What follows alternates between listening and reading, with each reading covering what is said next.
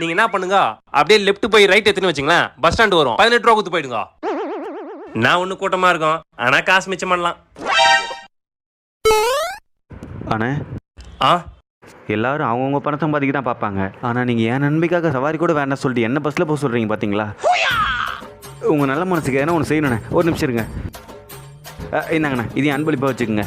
ஐயோ வேணாம் வேணாங்க. அட வச்சுக்கண்ணே, பிடிங்கண்ணே. சரி கொடுங்க. ம் வரண்ணே. ஏய் எப்பா என்ன இன்னும் வச்சுக்கிட்டு இருக்க? வரியா என்ன? போலாண்ணே, 300 ரூபாய் இருக்கு. ஏய் அப்ப நீ ஆட்டோ டிரைவர் இல்லையா? இல்ல, நானும் உன்ன மாதிரி பேட்டைக்கு சவாரி போக வந்தவன் தான். 300 ரூபாய் கேட்டாரு, 200 ரூபாய் தான் இருக்குதுன்னு.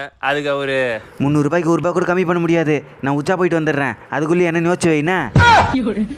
ஏதோ புண்ணியத்துல ஆட்டோல போறேன். பார்த்தா